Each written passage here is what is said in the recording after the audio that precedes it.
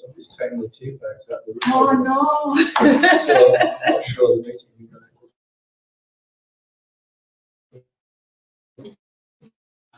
Mayor Secretary of the Scottish TUC, and at this top table today we have with us Mick Hogg from the RMT Trade Union, we have Pat McElvoy from the Unite Trade Union, we have a man beside me that probably needs no introduction, Jeremy Corbyn, we have Kevin Lindsay from the ASLEF Trade Union, and we have Gary Kelly from the TSSA Trade Union, and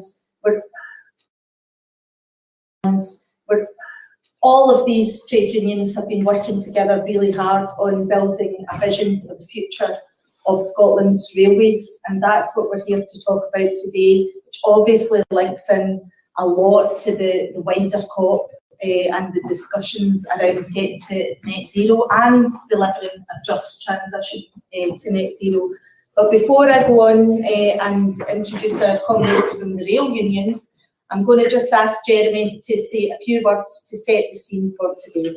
Thanks. Thank you, Ros, and thank you all for coming. Good morning to everyone here. Great to see Mick William here as General Secretary. Full support in your current dispute with, your ongoing dispute with Transport for London and the tube drivers there. Their winning their dispute is very important for the whole rail industry, and I'm sure everyone's very well there. Most welcome. Glad to see you, Mick William.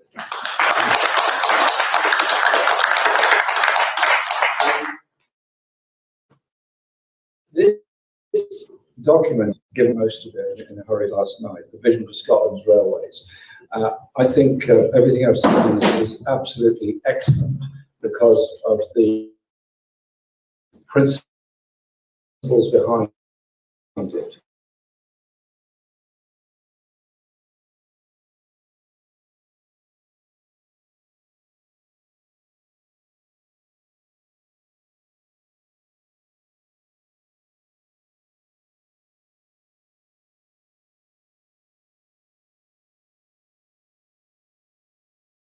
Off loads of people, making that high level of unemployment, just like the way Thatcher destroyed the mining industry. Or you can do it differently. You can invest and have public interest and public control of the transport system and other systems as well. What this document does is set out a future for transport across Scotland and pointing out that rail usage is the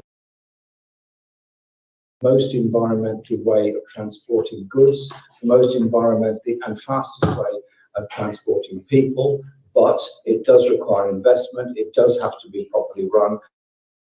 And I think the experience of the privatised railway system ever since the 1990s across the whole of the UK has shown just how appalling it is. I remember in Parliament, John Major got up after the 92 election and said, the railways will go back into the private sector where they belong. And his transport minister, whoever it was at the time, because they used to change every 3 months, I can't possibly remember what's a great pub quiz game, can you name 10 transport ministers? Said that there will be no subsidies, it will be a fully self-funding and financing operation. Utterly absurd at every level. It was ignoring the social role of the railway, the community role of the railway, ignoring the jobs, ignoring the effect on communities, and then gradually, bit by bit by bit by bit, the railway has moved to some extent back into public ownership.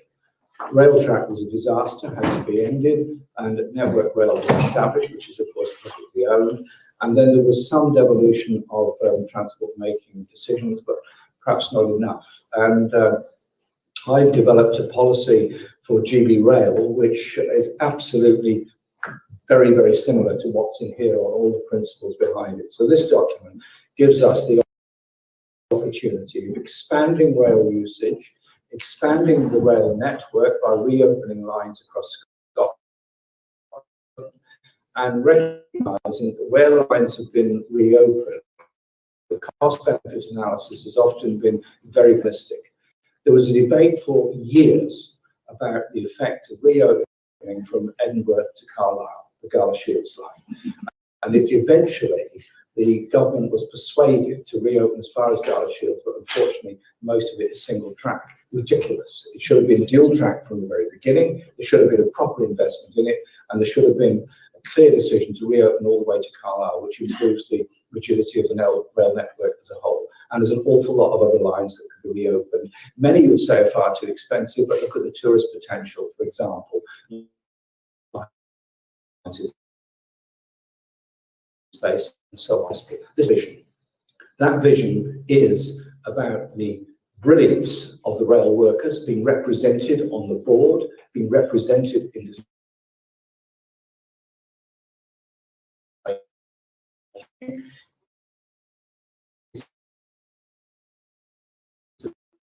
The brilliance of those people that constructed affordable for everybody. There has to be a transport system with ticketing available on bus, rail, etc.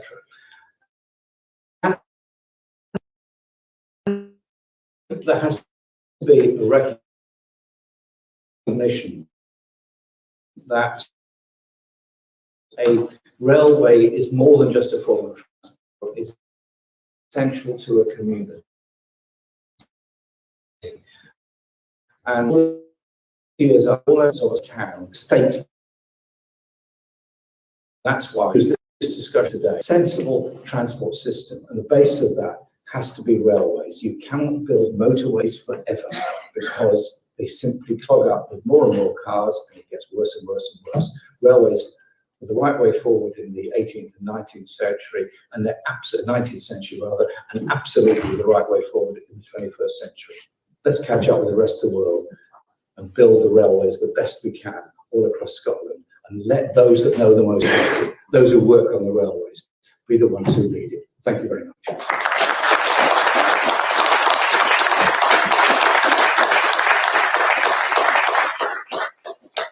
Thanks very much, Jeremy, and I think that all of what you've said there is really valuable debate that we're having today. And I'd just like to thank our sport unions here in Scotland. I had the honour of joining them when they launched their document for Scotland's railways at the Scottish Parliament a few weeks ago. It was a fantastic launch, but the work that they've done, working with each other, standing together, setting out that vision and making sure that their members' voices are heard in terms of the sort of transport services that the people of Scotland want and need, is a really, really important role. But more than that, I would like to thank them and pay tribute to the work that they've done in standing together and balloting for industrial action, and in some cases, taking industrial action in terms of their pay and conditions, because that is a very important part of realising a just transition to net zero as well. It's not just about getting the right services and investment in those services that we need. It's also about standing up and fighting for high quality unionised jobs that attract decent paying conditions so that people have a good quality of life. All of these things are important in the just transition, and it's important that workers' voices are leading the way and are at the centre of that. So I'm absolutely delighted to introduce my colleagues today, and I'm going to start off by introducing Kevin Lindsay, who's the Scottish Secretary of ASLEF, to give us his contribution and tell us more about the plan for Scotland's railways. Thanks, Ros. Good morning. A lot of the stuff I was going to say has already been covered by Jeremy, and I'm quite glad I'm to go first out there before unions, because I've got a funny feeling our message will all be similar. No climate justice without social justice is a nice slogan, but what does it actually mean? Well, I'm going to try to do my short contribution is put that in the context within our report and what that actually means. I'm going to talk about the structure, the costs, fares, and industrial strategy for it. Our report is about a fully public-owned railway, not just ScotRail, because everyone talks about the railways in Scotland and it's just ScotRail. It's not. We've got the sleepers. We also have the intercity services, and we have the freight. I often think freight as well is forgotten far too much, which is just wrong. So what we've talked about in our vision is to encapsulate a nationalised railway for the whole of Scotland, for the people of Scotland. We also want the board, the new railway in Scotland, to be made up of local and national politicians. That's something not everyone would necessarily be au fait with, but local politicians who represent their communities must have their say in it. Likewise, passenger groups must be recognised in the board on that, and also trade unions. And I'd also say that rail professionals, we do need the railway management to be involved in the board going forward, because it's crucial that they're involved. But we need political buy-in. We need a political buy-in from across the board, and that means that we are going to take our vision and arguments when we meet the Tory party, when we meet the Lib Dems, and we meet the SNP Labour. We're going to put them, we're going to put our debate, have a debate with them, and get buy-in with them, because we want to see the vision become the template. I'm not going to sit here today and say that document there, the 50-odd pages, is the structure for the whole of the railway. For me, it's a starting point. It's a debate. Everyone in this room can contribute, whether you're a passenger, whether you're a worker in the railway, or whether you're a politician. Have your say, get involved in debate, and let's structure the railway how we see it going forward. You look back though, 1967 was a big year in the railway. It wasn't because that was the year I was born, but it was also the year that Beeching done his cuts. And then there was three council areas that stood up and said, we're not having these cuts. That was Merseyside, Gateshead and Newcastle, and Strathclyde. And we've got the benefits of that today here in the Greater Glasgow area, because if the SPT had stood up and demanded that we were running heavy rail trains and the subway in the Glasgow area, we wouldn't have what we've got now. Because people tell us all the time it's too expensive to build the railway. The vision that local politicians and officials done back then is a template for us going forward. So for me, that's why it's crucial that local politicians are involved. But it's crucial that passengers have an input, whether that's people representing women, people representing young people, disabled, or just general passengers. Overall, we want all voices to be heard. It's so crucial having a railway for all of Scotland. But if you look at the cost is something that we hear all the time, and I hear the Transport Minister tell me that they've spent they've subsidised the railway, they've spent 1.5 billion on the railway. I don't accept that at all. We don't get subsidised in there's investment in Scotland's infrastructure. We don't say we subsidise the health service to look after people's health. We don't subsidise schools to give people an education. We invest in the railway, and we have to get the terminology correct going forward. So investing in the railway is an investment in all of our lives, because it gives us an infrastructure to use. But if we're going to have a railway, it's got to be an affordable railway. At this moment in time, we have peak fares. A peak fare. Well, they keep telling us nobody's travelling in peak hours, so why have they not abolished peak fares? I can't understand why, as a society, we've allowed the railway companies and our governments to come up with a thing called peak fares. To me, that's a tax on workers, because it's workers that are going to and from work in the peak times. It's a tax on workers. But likewise, I would suggest that we extend the concessionary travel on buses to the rail. That means every person over the age of 60 will have free rail travel.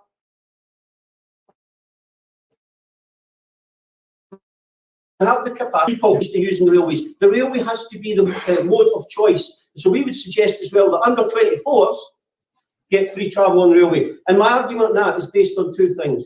The minimum wage, or the despicable minimum wage, and the different levels that we have for young people, they lose the first hour and last hour when they're going to work, because that's what the rail fare is. And if you're a young kid commuting from Paisley into Glasgow, your fare is going to cost you 2 hours of your work. So an 8-hour day, you're only getting 6 hours, and you get 6 hours at a despicable rate based on your wage. That's not acceptable, and it has to change. And we know we've got the capacity, and we've got to get there. But we've also got to look at the people that are using the trains. There's got to be people, and I'd argue, for at least 2 safety critical people on every train, a driver and a guard. Not just a ticket examiner, a guard. Somebody can look after the passengers if something goes wrong. And also having a second person mandated on every train tackles antisocial behaviour. We saw a spike in antisocial behaviour when during the pandemic, when the railway kept running, but we shut down everything else in society. And a lot of our young people had nowhere to go. So they jumped on trains, free Wi-Fi, a heat, and somewhere to do. It became an attractive option, but it's a big gang hut. But the railway isn't a gang hut.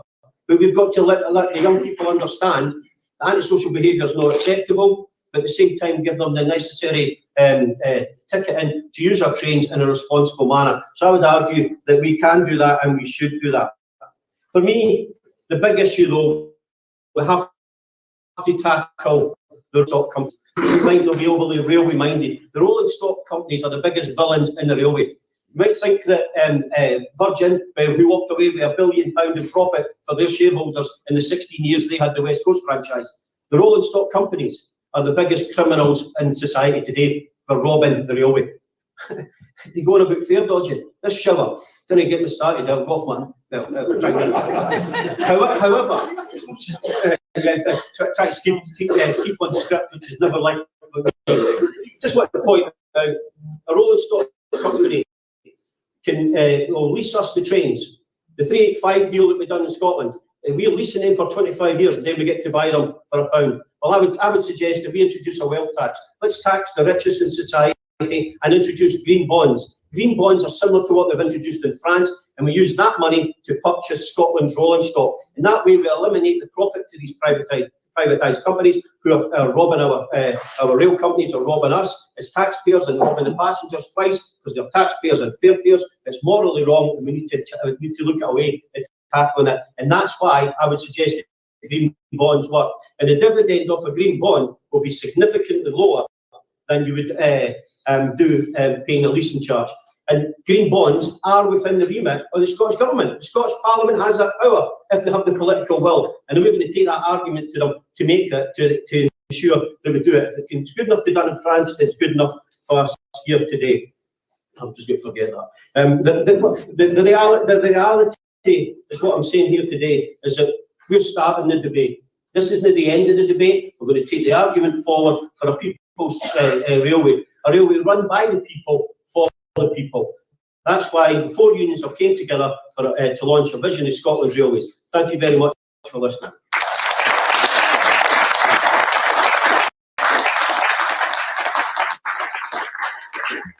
Kevin, thank you very much, and thank you all for keeping it fairly short for us. That was helpful. I'm now going to move on to Mick Hogg from the RMT. Mick. Okay, thanks very much, Rose. First and foremost, I think it's important to thank Neil Findlay, Tommy Kane and Michael for the contribution that they actually gave the four railway unions in terms of our vision for Scotland's railway, because I think it's important that we obviously took on board that invite to actually do something different, because what we were actually faced with from a Scottish perspective, so far as Scotland's railway was concerned, was disaster. Disaster in the sense that ScotRail actually commissioned an Ian Docherty, Professor Ian Docherty, based at Stirling University, who came up with a report that has slash and burn written all over it when it comes to Scotland's railway. Now, I was greatly concerned, as was my colleagues were greatly concerned, because it did not have the vision that we were actually anticipating so far as Scotland's railway was concerned. So we decided to actually come together jointly as four unions in order to actually come up with a robust vision for Scotland's railway that actually put the passengers and put Scotland's railway first, but also actually put the most vulnerable people within the society first also, because the Ian Docherty report, incidentally, the Ian Docherty character, surprise, was an ex-director of Abilio with ScotRail. So it really begs the question, what was his game all along so far as the Ian Docherty report was concerned. So we have came up with a report that actually puts Scotland's railways first, because doing nothing was not an option for us, because as far as we were concerned, Scotland's railway is burning.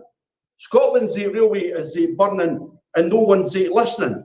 Therefore, we had to come up with an alternative, and we came up with some leaflets, like and the slogan, say 6 months, 6 months to actually save Scotland's railway, because that's what it means at the end of the day. That's what we're actually faced with at the end of the day. 6 months to actually save Scotland's railway, because we're conscious of the fact that what's happening south of the border under the Railway Recovery Group.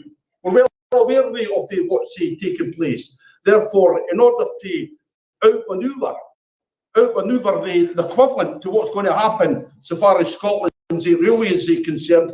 We actually need to get our act together, put in place what our vision means for Scotland's railway. And I think what we've actually came up with, right, is a vision that actually works for Scotland's railway. Of that there is no doubt, because it addresses the slash and burn approach. It addresses the Docherty report, because if you look at the Docherty report, it actually suggests to run 300 trains less a day.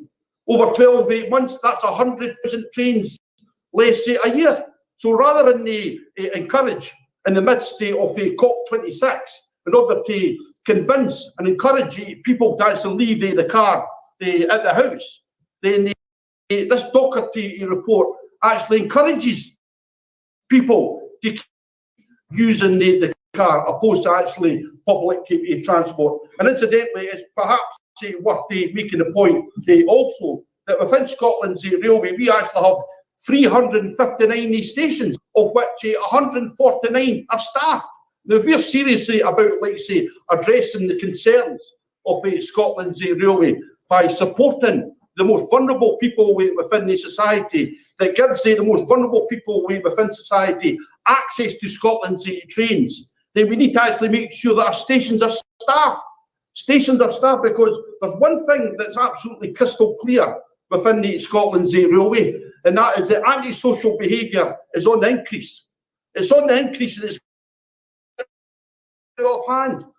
Assaults on passengers, assaults on the staff is getting out of control.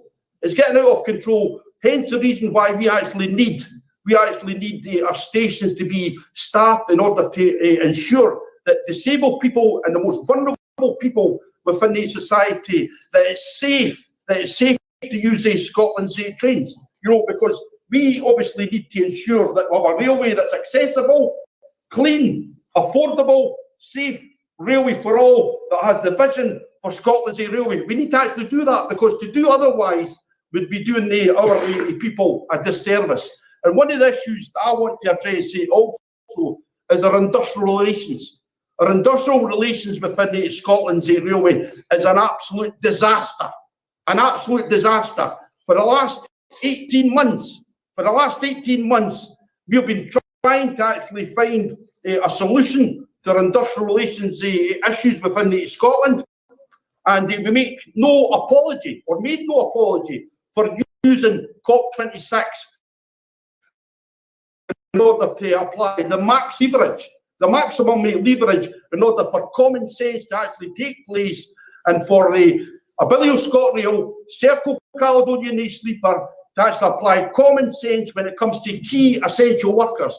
Key essential workers who have actually took the risk every day. They'll not only took the risk every day, but took the same risk back to their families every day. Not like the bosses sitting in the house getting paid an absolute fortune. So I'm pleased that eventually we came to a solution so far as Abilio ScotRail is concerned. There's still an outstanding issue regarding Circle Caledonian Sleeper is concerned, but we're in the process of actually dealing with that, and I'm hopeful that a resolution to the Circle Caledonian Sleeper dispute will be announced today as a result of a referendum ballot. But this business of Abilio ScotRail and Circle Caledonian Sleeper and Transport Scotland telling us that they're skint. They've actually received £36 million in performance fees over the piece since March 2020. So for them to actually tell us that they're actually skint, and for them to actually tell key workers, essential workers, if you want a pay rise, then you're actually going to have to give up hard-earned terms and conditions. Unacceptable as far as the rail unions is concerned. And what we've actually got to take to, as far as I'm concerned, as Kevin Lindsay rightly says, is that under the operator of a last resort, from March, April next year, there's an opportunity, there's a chance to actually learn the lesson, because this franchising the model disaster is finished. It's actually broken as far as I'm concerned. We have actually spent billions of pounds on the Scotland's railway, the UK's railway since privatisation. We have got French companies, we've got German companies, we've got Italian companies, we've got Japanese companies, all actually making a profit out of Scotland's railways and the UK railways. And those investments, those profits are actually being reinvested back into the Italian infrastructure, the German infrastructure, the French infrastructure, the Japanese infrastructure. You know, like say, to coin a phrase, you know, like say, economics of the madhouse, because that's what we've got. We've got an economical madhouse taking place, you know, and this is this needs to change. And I'm pleased that under the last resort, we don't, the operator of what it looked like, address the outstanding issues. For example, a no compulsory redundancy agreement and protection of the final salary, a pension scheme. These are not unreasonable questions to ask. These are the questions that we're absolutely desperate to ask. And the only way we're actually going to do that is to actually get round the table with Transport Scotland and the Scottish Government in order to actually find a vision for Scotland's railway. Ros, I'll leave it at that and happy to take any questions when the time comes. Thank you very much.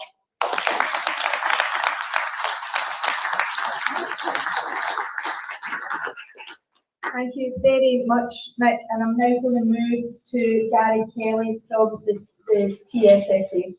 Thanks, Ros. I just wanted to start off by saying a few thanks. So first of all, thanks to Unity, to Tommy, to Neil and to Michael for the work over the last few months. They've done a great job in actually sitting down with the unions and coming up with a report, and they've reflected the views of the unions and union members, and I think we've done a really good job with the report, but also with the support through launching our campaigns. I also want to thank Jeremy for hosting us at this event today. It's very gracious that we're all here. So thank you for that, and thanks to Rod as well for coming along and chairing it. So just to start off, the IPCC, which is the Intergovernmental Panel on Climate Change, declared a code red for humanity. And we're seeing the effects of climate change all over the world, through wildfires in Australia and America. The pandemic kicked off with wildfires, through droughts and through various different climate catastrophes. We had one in Scotland, which is attributed to climate change, and that's the tragic events at Stonehaven. So climate change is real, and it's here, and we're living with the consequences of it. And we need to change, essentially. The world leaders are gathered down by the Clydeside to discuss this, to have talks about what commitments they might bring forward.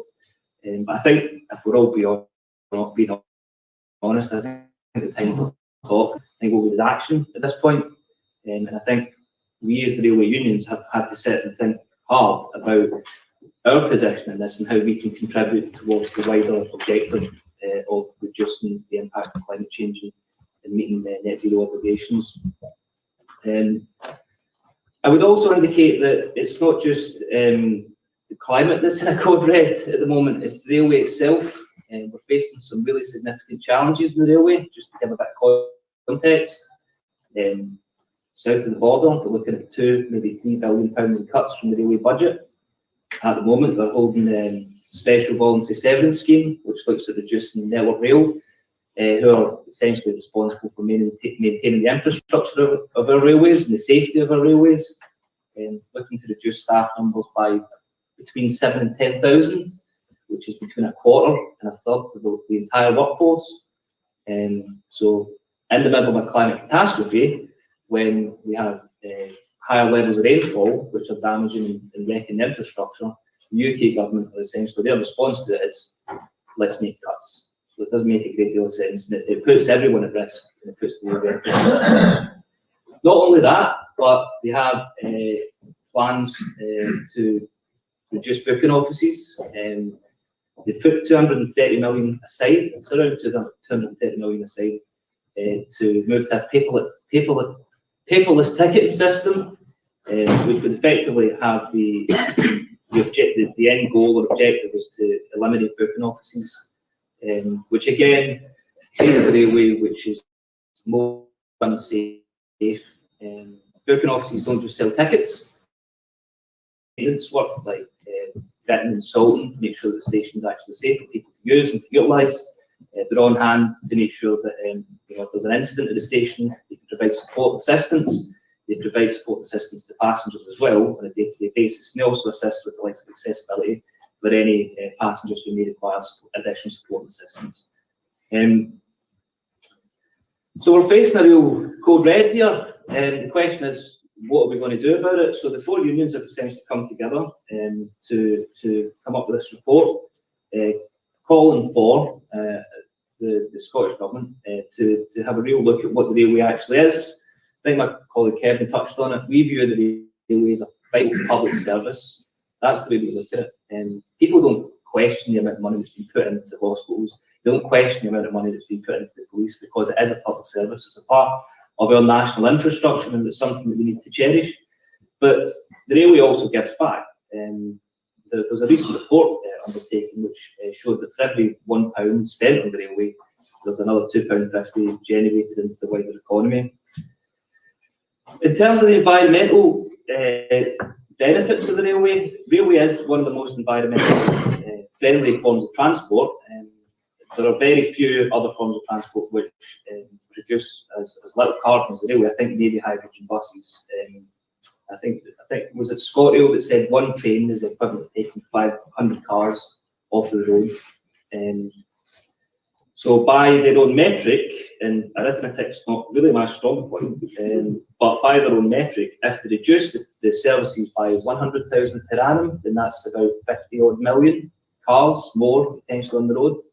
And we're trying at this moment in terms of the climate catastrophe to encourage people to use public transport and to get away from using the car in order to meet and to reduce carbon emissions. And reducing rail services is not the way to do that. And I would also suggest that making or leading the railway to a less safe place through reductions in infrastructure spending, through reduction of staff in Network Rail, through the closure of booking offices and the like, which will lead to an increased standard social behaviour. People don't think the railway is safe, they simply won't use it. So that's, for people, even if you keep the trains there, if it's an unsafe, or we're providing an unsafe offering, people will elect to use the car. So for convenience, safety, everything points towards adequately funding the railway, but not only adequately funding the railway, but actually growing it and trying to move people away from the vehicles.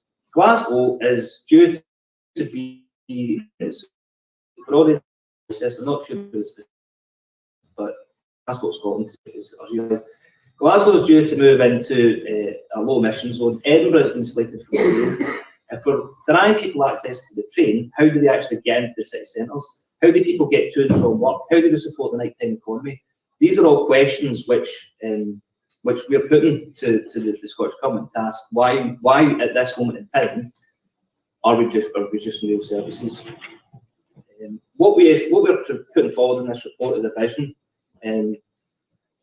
What we need is a railway which is clean, green, affordable, reliable and accessible.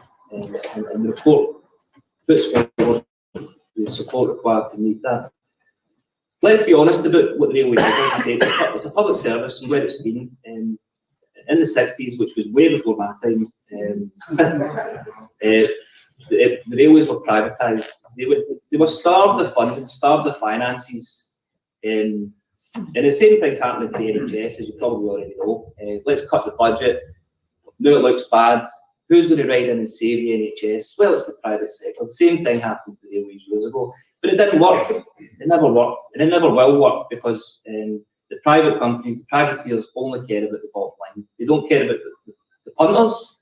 They don't care about the workers. What they care about is their shareholders. And so we can't make the same mistake with the NHS.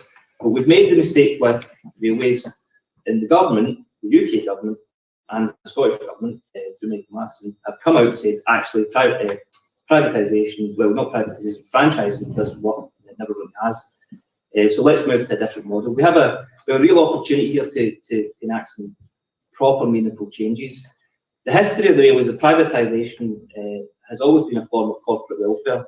In down south, we're moving towards a different system, the passenger service contracts, which removes the franchising model. But they're keeping the privateers in situ, they're keeping them there to run the railway. I think we should be doing something different up here in Scotland. We have an opportunity because ScotRail is moving into an operator of last resort to retain that as a public service, to retain it as operated by the people for the people. And I think we need to take both hands and really seize that opportunity, banish the privateers and run the railway for us, have worker representation on the board, have diverse groups of people on the board, lots of disability groups, etc. Just to highlight this point, maybe not many people know, but Abellio are actually in a better financial position now than they were pre-COVID. Pre-COVID, they were struggling financially. They went to the Scottish Government and said, we need more money to run this railway. The Scottish Government said, no, you're not providing value for money. But COVID was a stroke of luck for them. They've actually, I don't think they've turned in a profit, but their losses have been more significantly mitigated. So they've actually walked away from this Abellio with more money in the pocket than they would have otherwise.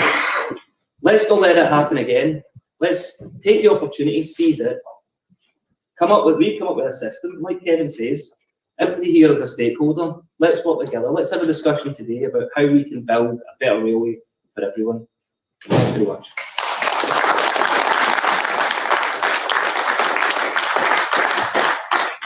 Brilliant, thank you, Gary. And I think the back cover of the report is even more important. It's a people's ScotRail that we want, and now is our opportunity to build that. So I will move on now to our final speaker of the top table, Pat McElboe from Unite. Thanks very much, Ros. And what's left for me to say? Maybe that's a bit one of the downsides of your union start with the letter U and you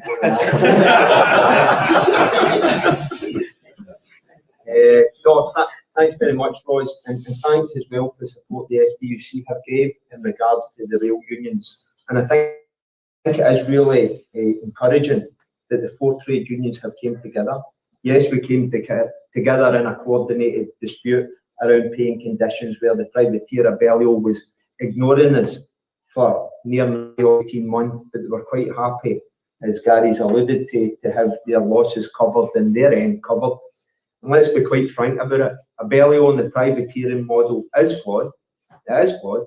And if we allow them, they would take the cement from the bricks of the depots and take it with them, and everything else that they could lay their hands on. All they're concerned about is a profit. They're not concerned about the service. They're not concerned about the people, and they're not concerned about the country. And I think what we've got is an opportunity now.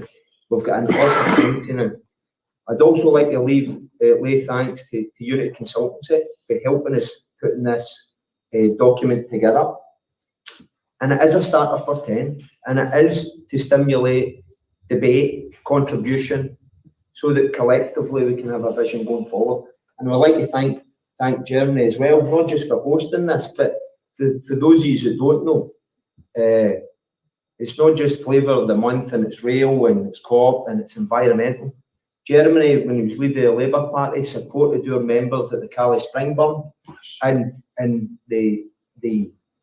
ultimately the unsuccessful campaign to stop another privateer in Matares, the German venture capitalist, stripping Scotland's railway of its infrastructure.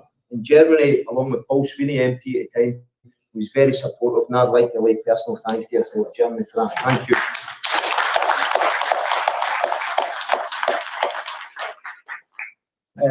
And that leads us on. We spoke about the service, we spoke about the passengers, but who keeps the railway going? Who keeps the railways going? And who maintains it? Who repairs it? Who overhauls it? Is effectively the engineers and the Unite members. And what I want to lay thanks to is the contribution that our members have made in that industrial.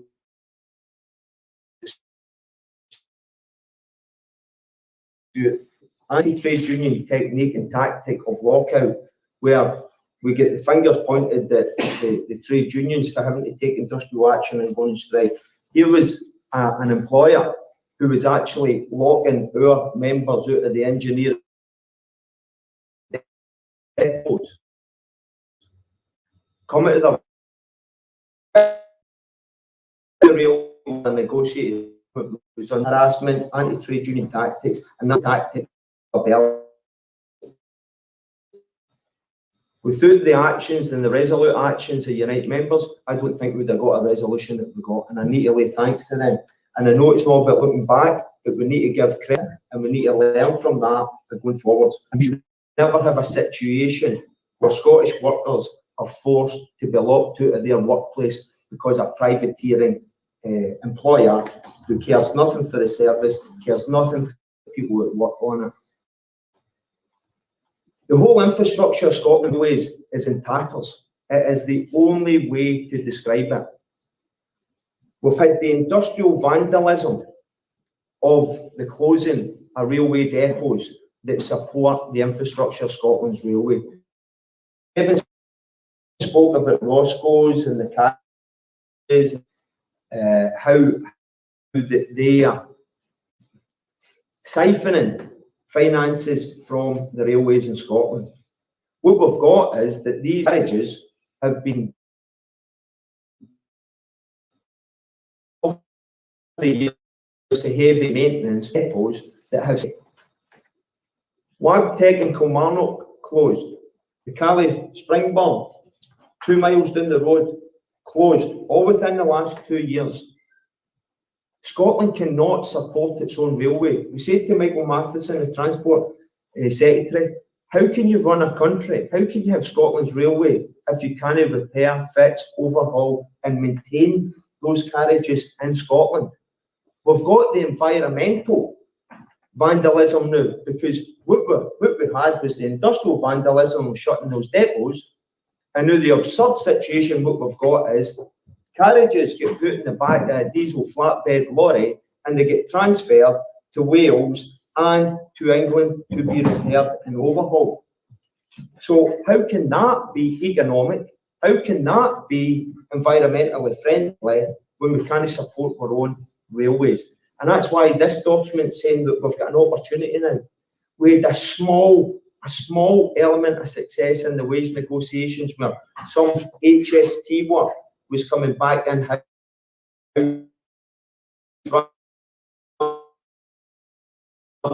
get out back in house to ScotRail. What we are looking for is all the overhaul, repair and maintenance work to be back in house, for the depots to be brought back in house as well, to be nationalised effectively. Because how can you support the trains of Scotland if you don't have an infrastructure? It is in absolute tatters. Michael Matheson, the Cabinet Secretary for Transport, made a commitment to that site at Springburn that it would become a rail hub. Unite put forward a proposal 2 years ago about diversification of line, because the line's just off of Glasgow and Edinburgh, electric line. It would cost between £1 million and £4 million to electrify that line. Use that depot, diversify it into light, medium and heavy repair. Look for diversification into repair of the rolling stock with seats, whatever's required. Use that facility. Use that facility. All we got for the Scottish Government at the time was it's a commercial decision by a private employer. We can't aviation rules. We're out of Europe. Now we get its subsidy control. Well, what we're saying is it's not a commercial decision, it's a service. We should be utilising these depots. We should be developing these depots to begin about where the progress and rail went from steam to diesel to electrification. What the Scottish Government done was they brought in HSTs, high-speed trains, a year old, heavy diesel, and they were not only polluting the atmosphere, but they were dumping human waste on the track. How's that step forward? And the irony in this whole situation is they've left our engineers to fix these relics. You can't get the parts. You can't fix them. Where was forward, and that's where this document is calling for that infrastructure to be brought back in-house, but that needs to be linked to an overarching industrial strategy with the Scottish Government working with trade unions, because too many times it's happened that commercial decisions in boardrooms out with the UK look at ailing Scottish factories, ailing Scottish depots that have been neglected, that have not had investment put in them, and then they make a spreadsheet economics decision to say it's going to cost so much for that, to keep the water out, to update it, etc. Close it and move the work to England, close it, move the work elsewhere. And that's where we're saying we need the infrastructure within Scotland, we need the infrastructure to be put back in-house, because the one positive thing that we've got in Scotland is we've got the skills, we've got the knowledge, and we've got the experience. And all the men and women that worked in the rail depots at Kilmarnock and at Calais stand ready to return to serve Scotland's railways. And that's where we are calling for the Scottish Government to engage with trade unions progressively and look about the infrastructure of Scotland's railways and look how we can maintain that going forward. And I'm going to close on that one. Thank you.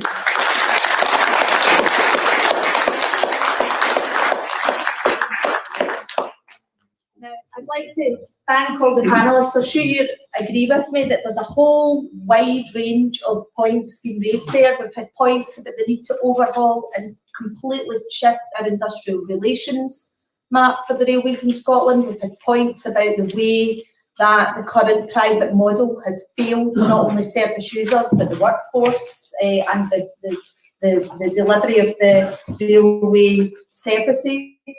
We've had a lot of points about how important this is to the whole agenda being discussed down the road in the COP around, code red for humanity, the absolute need for us to shift to a net zero way of operating and how essential rail services are to that whole system going forward. And we've also, had a thought about, the importance of having a rail service to social justice, to people, and, what a great contribution that a well-resourced rail service can make to the people of Scotland. And I think that an opportunity with the Scottish Government, and very soon actually, I think it's next April, taking over the rail franchise, and the absolute need for us to build and really mobilise people to demand that stays as a public service and that we take control of our rail system going forward. So I've been told I'm not allowed to take questions from the floor, but what I thought I could do with the time left is just ask each of the panellists maybe some questions. The reason being we've got Zoom here, it's getting live streamed out and we need to have microphones and we don't have a roving mic, I'm afraid. So my apologies for not being able to take questions from the floor, but I'm going to come back to each of the panellists with a question and just get your thoughts, and then I'm going to hand over to Jeremy to give the final words before we close up. So I'm going to start, I think, with Gary. And Gary, you talked a lot about the environmental impact of the railways and really linked us into the COP and what's going on down the road. But just more widely, what's your impression of what the COP's delivered so far or is capable of delivering, and do you think it will help the rail unions to take this agenda forward? Tricky question. It's difficult because I've not been in the room, but I think first and foremost it is important for the event to happen.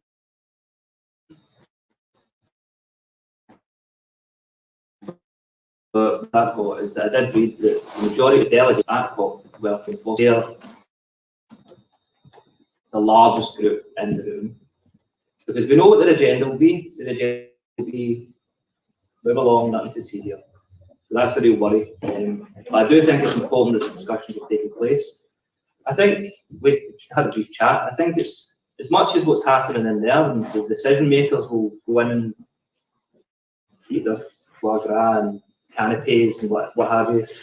I think it's incumbent on us, there's not at the table, and that's the unions and wider society as a whole, to make our voices heard about what we want to see change. So that's where we come in to put the pressure back onto our decision makers to make sure that if they make commitments at COP, that they uphold them, and also that they take into account our voices about various different areas where we are operating, whether it is the railway industry, whether it's aviation, that we are putting forward a view, and that we're putting pressure on decision makers within the Scottish Government and beyond. Am I optimistic? I think Boris was supposed to be jetting back up because the 1.5 was not really achievable based on the targets that were agreed to at the actual meeting, but all the above, I don't think Boris is going to be able to do anything with that. I think I'd say slightly optimistic, but we all know this. We all know the script here. Quite a lot of the politicians have vested interests, and there's one just recently that's lost a job because of it. Do we trust the current UK government to make decisions that are in the best interests of us, the people? I would say probably not. And what we need to do is to mobilise, make our voice heard, and to basically hold their feet to the fire on the issues that matter to us.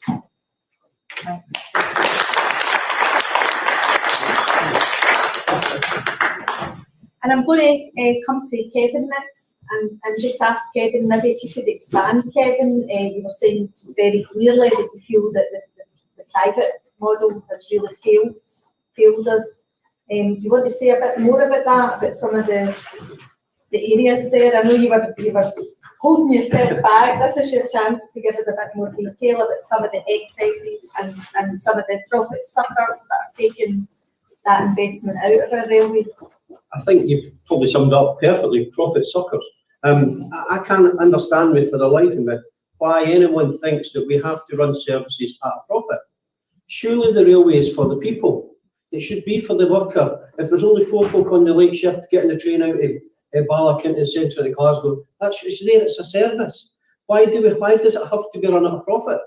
Profit, I'm not against railways being viable, cost neutral, but it sticks in my throat that we're allowing people who have, take Serco for an example. Serco run the Caledonian sleepers. I'd love to be in the room when somebody came up, let's give it to Serco. They have no railway experience. They have no railway staff.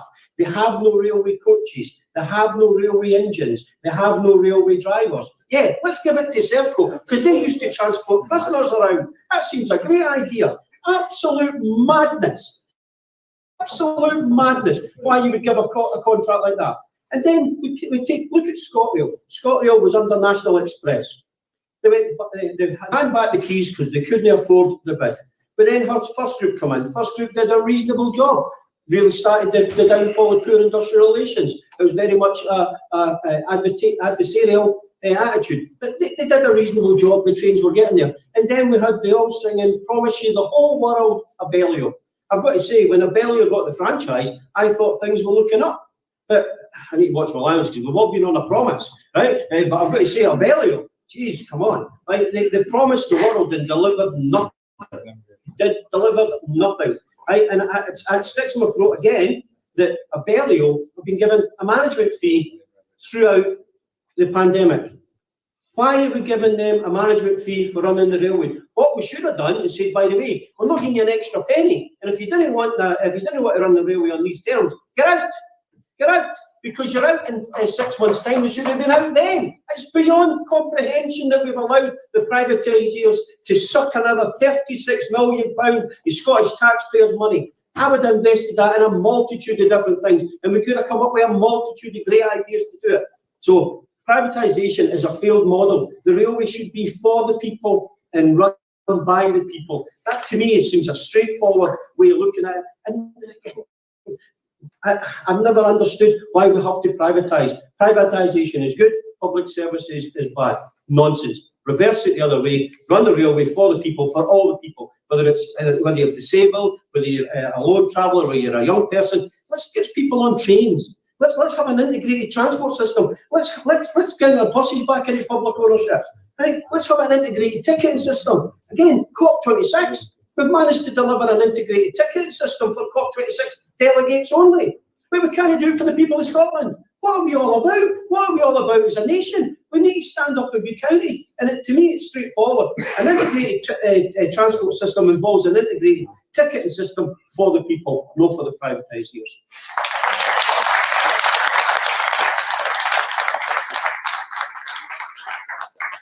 I'm going to turn to Mick now and just ask Mick, and I will give a plug for the Serco picket line tomorrow night, don't worry, before things are over, and also for the strike fund, so please listen out for when I cover that. But I'm just going to ask you, Mick, you're obviously really frustrated about the direction that industrial relations have turned, and I think rightly outraged at the way unions have been vilified for using what leverage, that was available to them. But I'd like to ask you just to focus on, come next year, what do you think could be done to really improve if we went forward with a public sector model? What could be done to involve workers' voices in developing that vision? And how could we turn around industrial relations? I think having the good industrial relations goes a long way, because this disaster we've actually experienced speaks volumes in terms of what we've tried to achieve over the last 18 months. We've been trying to get to the table for the last 18 months, and we've been stonewalled for the last 18 months. We were told that the only show in town was efficiency savings. Like say, if you want a pay increase, then you actually have to give up hard terms and conditions. Now, that was unacceptable as far as the RMT and the other unions were concerned, because as far as we were concerned, key essential workers should have been given the medals. Should have been given the medals what we actually delivered throughout the pandemic. And our industrial relations greatly suffered of that. There is no doubt, because industrial relations were seen as a disaster. Like say, Abilio ScotRail were seen as a Serco Caledonian were seen as a disaster. We couldn't talk to any employer about, like say, finding a solution so far as the current disputes was concerned. And if you take the rest of the working dispute, a prime maybe example, we were actually in dispute for 8 months and we couldn't get near the table. But all of a sudden, like say, COP26, and there was this desperate need in order to actually get round the table, in order to actually find a solution. And what we were actually seeking, so far as the rest of the working dispute was concerned, was fairness, equality, justice, climate justice for key essential workers. We got stonewalled. Abilio ScotRail, Transport Scotland, and the Scottish Government tried to achieve over the peace was to try to bully us into submission. And I'm pleased to say that they failed. They failed because we ended up delivering deals for our members that were actually fair rated deals and equal deals for all workers within Scotland's railway. So as far as I'm concerned, like say, perseverance and direct action work at the end of the day, because we've ended up delivering a deal for our members that actually works for our members. And let's be clear, like say, we will be ready for the battle, the fight that's going to come our way come March, April next year, because we're well aware of what's taking place south of the border under the rail recovery group, and whatever the equivalent is going to look like up here in Scotland, we will be ready. We will be ready, because that is one of the reasons why we've actually took the initiative in order to put ScotRail, whatever that looks like, Transport Scotland and the Scottish Government behind the 8 ball so far as Scotland's railways are concerned, because we're well aware that what Scotland's railway needs is more investment, more jobs, and more support at the end of the day. And let's not forget what took place previously. You know, like say under the driver only operation. You know, and if you take Scotland's railway, 57% of Scotland's railway is driver only, and the remaining 43% is the conventional way trains. A guard on the train, and the difference being is if a guard does not turn up for the train is cancelled on the grounds of safety. But if the second person doesn't turn up for the train, the train still runs under driver only. And back in 2016, we stopped that further extension of a driver only by taking direct industrial action in order to actually fight that position. And what we actually had back in 2016, we actually had public support on our side. And why did we actually have public support on our side? Because this strike was all about safety. That's what the strike was all about in 2016. We took strike action and we stopped an extension of the driver-only operation. So what we actually need going forward, Ros, right, is a good industrial relation that puts Scotland's railways first. And I'm absolutely convinced with the right approach, the right attitude, we'll actually get this right. But I don't think it's going to come without fighting, without battling for the common sense to actually reveal. And if that means engaging with the politicians, then so be it. Because what took place over the peace, whether it be Transport Scotland, whether it be the Scottish Government, whether it be ScotRail, whether it be Circle Caledonian Sleeper, they've used the pandemic. They've used the pandemic in order to slash and burn Scotland's railway. And I'll leave it at that, Rose. Thank you.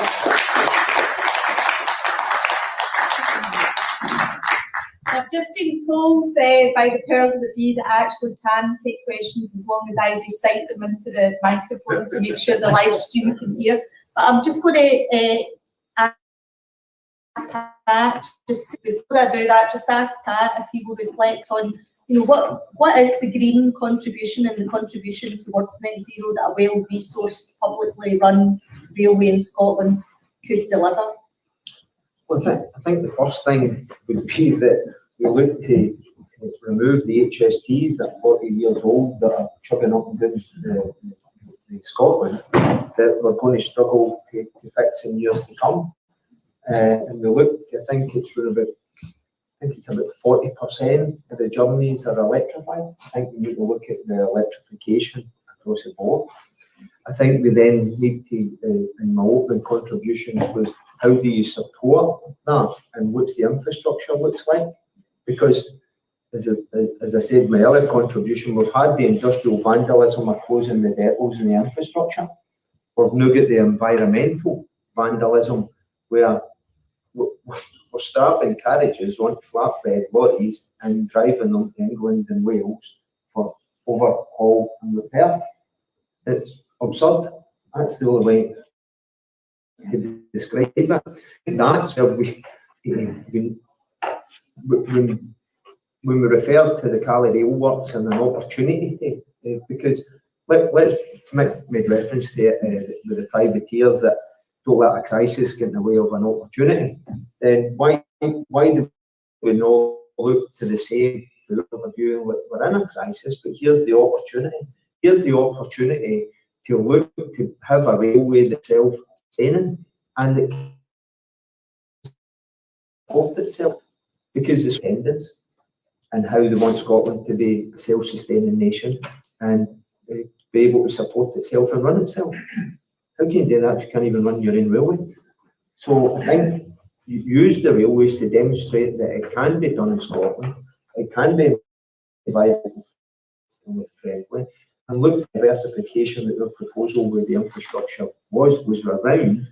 Look at electrifying the depots, look at diversification into light, medium and heavy maintenance, but also the auxiliary services as well. And if we had that transport hub where we could look at the infrastructure of the depots themselves, look at where we get the forms of energy into it, where we look for solar, or, and I was going to go on my hobby horse about wind turbines and how we were strapping wind turbines for Indonesia and China and sticking them on diesel vessels all the way across Scotland, when we could be using the BIFAB yard in the East Coast or CS Wind in Campbelltown. It's absolutely mind-boggling. And my other contribution earlier was around state aid or subsidy control. Well, for me, Scottish Government's not got that out anymore. And other countries, how else, when we're talking about environmentally friendly, we're talking about climate control, surely the objective justification would be, we talk about Scotland, and I think it was Alex Salmon said that the Saudi Arabia, the North renewables. There's not one place in Scotland makes a wind turbine. We shut it. We shut it. It was closed. CS Wind, Campbelltown. And then we look at the BIFAB yards on the East Coast who are actually looking out onto the wind farm. But we've not got any of the work. And then a wee bit of the work is absolutely piecemeal. So they talk about environment, they talk about, but I still can't get my head on it, around how it's better to put them on a diesel vessel around the world and back again, by the way, and back again, whereas it could be done in Scotland. These fables are finished for the Scottish Government. If they're real, and they're a mile down the road parading themselves that they're at the forefront of climate control, I'm sorry, it doesn't stack up to the objective justification, because we can't build a wind farm.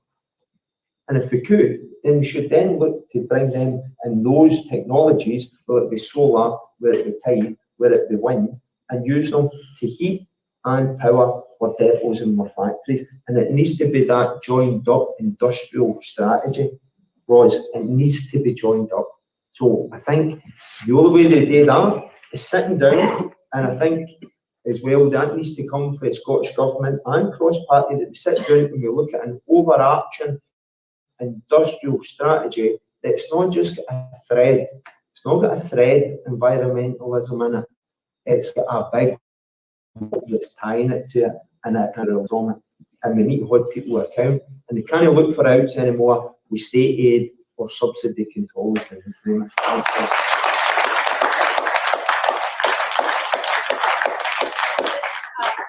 Tonight, I actually look forward to talking to Pat more tonight about some of these wider issues, because it's absolutely right, local supply chains and how we build them, how we invest, all these things are vitally important to the wider just transition and the journey to net zero, and railways have definitely got a key role to play in that. I'm going to open it up now that I know I'm allowed to take questions from the floor, so if anybody has what I think there's someone here's got a question. I'll maybe take 3 questions and then I'll ask the panel to very quickly respond, and apologies for not coming to you sooner. So I will repeat each of the questions, so over to you and then I'll unmute them. I'm a self-confessed tree hugger, and I would like to ask the panel, everybody, what do you feel about HS2? Okay, so that question was around HS2 and the development of HS2 and its impact on the environment. So we'll keep that on hold. You know that's one to respond to. I can see a gentleman up the back here and then another gentleman here, and then I'm going to go back to the panel for one final time. I'm Alan Ware, Secretary, ASLA Branch Secretary, also Vice Chair at SPT and a Councillor. My question is more than an ask, because we talked about the issue about the timetable change and the document report take place My question is more an ask insofar as that particular period of time will be shortly on top of us. And I thought what Pat mentioned and the way he outlined the whole kind of scenario of the outs that the Scottish Government has in a number of things that we've used over the years. They days are finished, and we need to try and nail them on the issue of transport. I think it's a disgrace that we do not have a cabinet minister on transport. That should be an absolute priority given how good transport is. And I like the language that the top table's using in relation to talking about investment rather than costing, because transport is an investment in terms of the wider society. But what we don't make this point about the Doherty report, and it's been touched on, that is the Scottish version of the Williams Commission.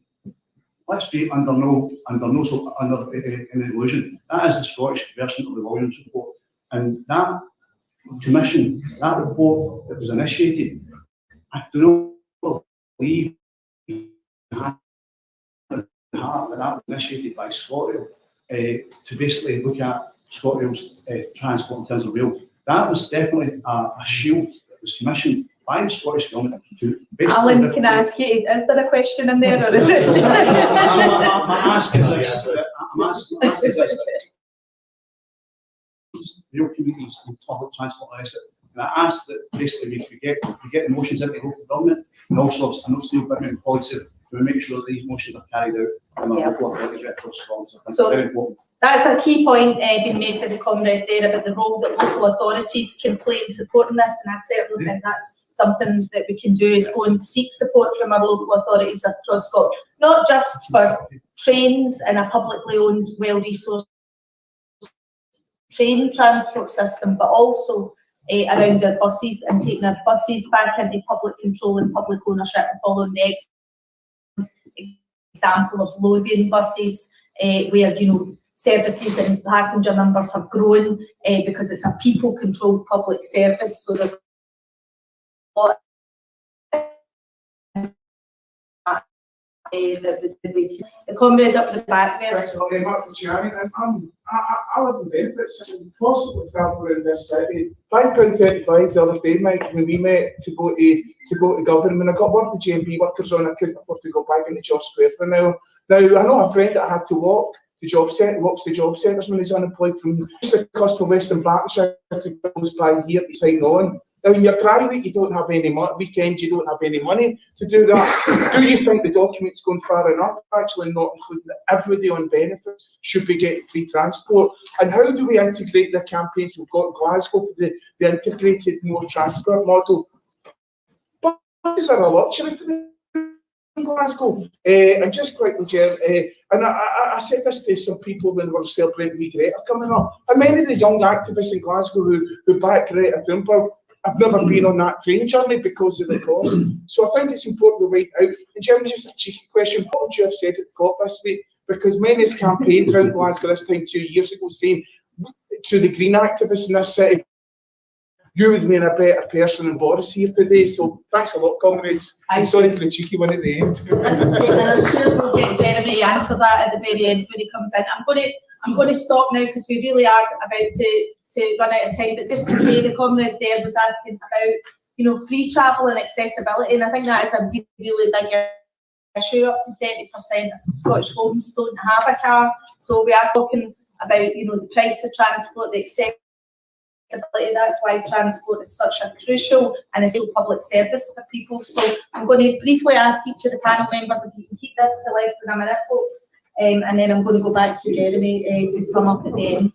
So I'll start at this end, Gary. Just to start the last question on yes, as debates, our union's position is in support of HST. I think that one of the issues is trying to get people away from cars. It's a difficult question. We had this one at conference and we debated it at length. The old question of do you kill one person to save 1,000 comes into play. You know, there's a wee bit of the environment that you might impact and destroy, but is the wider benefit, does it offset that? So it's a difficult one. I do appreciate that, because I think the important thing is the analysis and the weight of it, and we can bring the side of support. In terms of local councils, it's still an idea knocking about, but the 4 trade unions here are going to get together. So it's yourself that asked it. 4 trade unions are going to get together. We're continuing to work together. One of the ideas that's been knocking about is a letter. We can send it to members, supporters, to say, write to your MP, write to your MSP, write to your local councillors, here's the report, give it your backing, and tell them, you know, we back the railways, we want you to back, we'll get looking at getting motions into Parliament, etc., all that sort of stuff. In terms of benefits, we do touch upon benefits in the report. It's mentioned. I wholeheartedly agree. Look, I've been in the same position, you know, where I've got 2 pennies to rub together, go to the fridge and wondering what you're going to eat that day. I've been there, done it. They've offered, one of the things we're looking at is they've offered free transport for younger people on the buses. There's already free transport for elderly people, but there's not really an equivalent provision in rail. There's wee bits and bobs there. I think that we need to push the Scottish Government on those points, but I would be wholeheartedly in support of providing an offering for anybody who's in benefits. And just the final point, with the offering that's on the table with the buses versus rail, and I think what we're kind of seeing gradually is a 2-tier transport system. It might already even be here. Only people that can afford to use rail are going to be able to use rail. See, the people that can't afford to use rail, they'll be on the bus, either because it's easier or because it's cheaper. And I don't want to see that. I think the railway should like to a wider society, and anybody that wants to use it should have access to it. Thank you very much. Kevin? HS2, support it if it comes all the way to Scotland and to Edinburgh and Glasgow. That way will eliminate short-haul flights. It's just, to me, it's straightforward, and you never have to apologise for being a tree hugger. I'm a long-standing Green of the Hibernian persuasion. That's a separate debate. And as for me, City Council's happy to go to meet the Eastern Bartonshire, Glasgow, wherever, and we'll continue our campaign to take it forward. And thirdly, we do touch on transport poverty. Have we went far enough? Well, we could always go further. So we fully support your what you're saying there, colleague, and we would look to do that going forward. But again, this is a starting point, not the end. Thank you. Okay, I'm going to go to Mick. Member time, Mick. HS2, we certainly support if it means permanent guaranteed jobs, and as Kevin rightly says, if it comes to Scotland, and like Kevin, like say anything that's green, I'm your man, because I'm a good have support.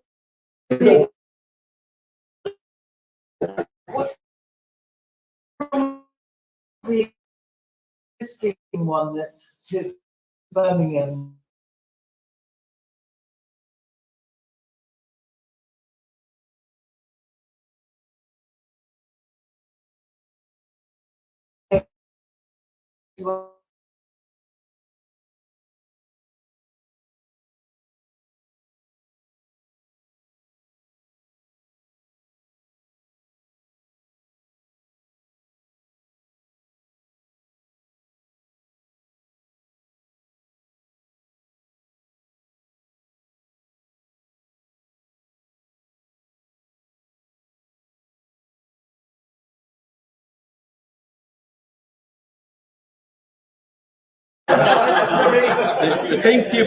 The timetable will change is an absolute disaster, as we've already alluded to. The Doherty report is an absolute disaster. So what we've actually done, to use an old mind in saying, the past we inherit, the future we build.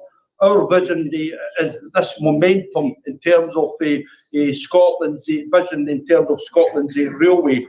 And just to finally finish, make the point about, like, say, free to travel for 24-year-olds and 6-year-olds. It's a start, it's a step in the right direction. I'll leave it at that, Rose.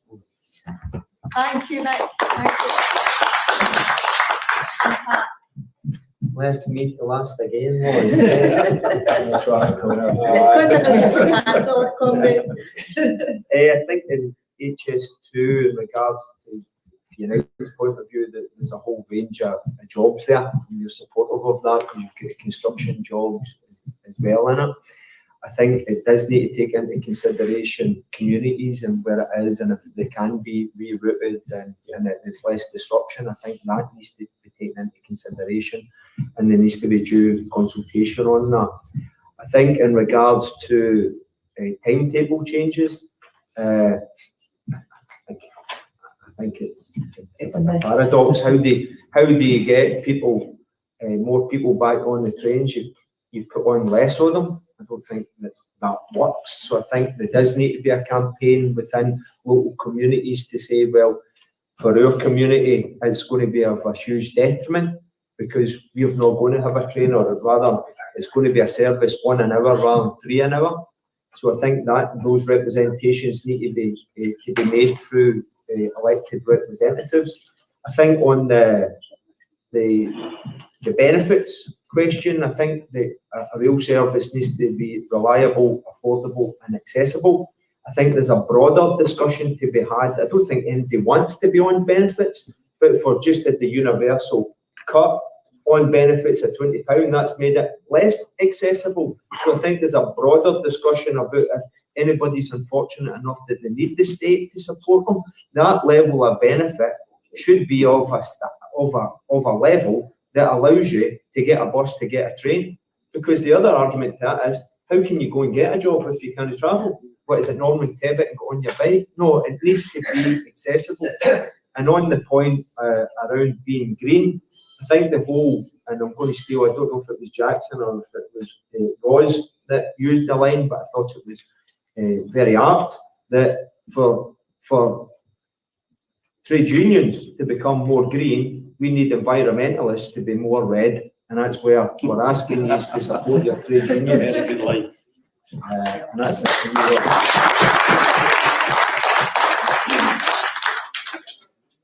Okay, so I'm going to give the last word to Jeremy, and then I'll just make a few closing remarks. Very briefly, first of all, thank you everyone for coming, and huge thank you to Unity Consulting for putting this report together. Neil, Tommy and Michael have done a fantastic job here, and I think they've shown the importance of their work as a way of being as a resource for the Labour movement and campaigns all over Scotland. So thank you very much to them. I think we should.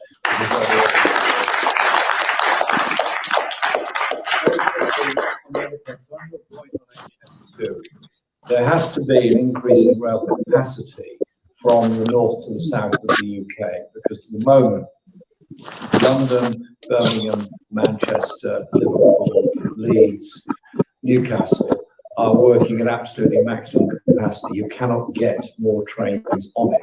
The train paths are simply not available. And if we want to increase the use of railways, which we do, then you have to free up space for freight, and you have to speed up. At the moment, the railways in the UK are dominated by the speed of passenger trains, and therefore train paths for freight are more difficult to get because they're slower and take longer.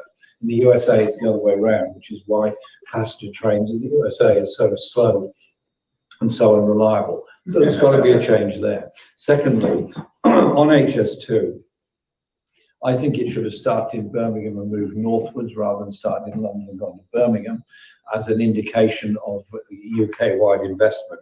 But I also think the route planning has been poor, and it does make the point that there has to be a legal environmental entitlement in all planning decisions, so that there is somebody in all planning considerations that's speaking up for natural world, for historic and ancient woodlands and so on in the route planning that goes with it. But I have to also say, the land taken up by railways compared to roads is utterly minimal. If you come from Edinburgh to Glasgow for a short period, the train line goes alongside the motorway. Look at the land taken up by the railway, the number of people on the railway compared to the number on the road, using about 5 times as much land area. So from environmental considerations, railways are the right way forward. And this document indicates all of that. This has got to be the jumping off point for a campaign for full public ownership and expansion of the rail system and the public transport network all across Scotland. This document is a fantastic tool for campaigning. It's a fantastic tool to create local community meetings discussing how you can improve your public transport and rail system. It's also about looking after railway staff and ensuring there is a person on every train to deal with passenger safety. Just look at the numbers of the staff employed. There are more drivers than there are train staff. Well, that tells you the whole story. Absolutely, the whole story is there. Must be somebody on every train from the point of view of safety. Otherwise, you're not going to get people on it. And on the question of rail franchises and the role of the Scottish Government, April next year is a turning point in all of this. It's a turning point that we can use as a campaign to bring our railways completely back into public, as we said, about the infrastructure. How stupid and short-sighted it was to close down Springburn. How ridiculous, as you say, to stick a 1970 designed HS2 train on the back of a truck and take it to Doncaster or wherever to be refurbed and then brought back on a truck. It was a great train in 1970. It was a fantastic train. It was a huge development, but it's well past its sell-by date. It's very heavy. It uses lots of diesel fuel. It is a polluting train. We've got to move on. You need lighter, faster, cleaner trains, preferably electric. And if I just say so, whilst I absolutely support electrification of lines, it is perfectly possible to have short stages of electrification with a battery backup on the train, so that the batteries are charged during the period there's an overhead wire, and therefore you don't need to have overhead wires on the whole length of the line, because they're actually very expensive to install, and they're also very vulnerable to storms and bad conditions. Let's invest in that technology. But if we run a railway system where the likes of Abellio, the likes of all the others that are trying to take money out of the rail system, look at the figures in there of the dividends that have been paid out of railways ever since privatisation. Every one of those dividends is money that could have gone into investment in our public transport system, decent pay for our staff, and real security of public transport for all of our communities. Get the leeches off the railway, get the staff into the trains, and get the public back onto the trains. We'll have a clean, green, efficient, and safe transport system. That's what this document gives you the chance to achieve. Let's do it.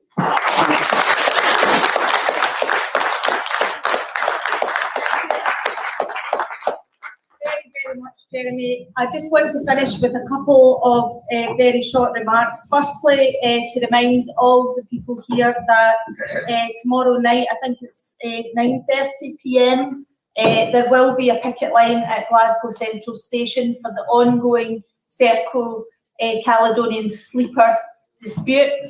There is hope of a resolution, but as things stand at this point in time, that picket line will be there, and we would appreciate all people who can come and give that picket line support.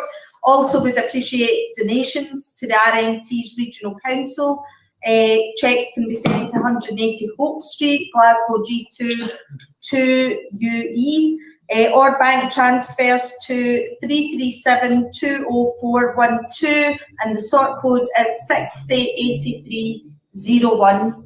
Now, I just want to say that I hope this has given you a really good insight into how the future of our railways in Scotland can play a key part in a just transition to net zero. And it is exactly issues like this, issues around progressive taxation, issues around fair work and public ownership of our key areas that we need to be talking about, and we need to grow the conversation and build alliances. The most hopeful thing I've seen all week was the young people who marched on Friday in the Fridays for Future movement, because their banner said system change, not climate change. And I'll leave you with a wee quote as well. The quote I'll leave you with is from Chico Mendes, a great trade unionist and environmentalist, who said, "Environmentalism without class struggle is just gardening." Thank you very much.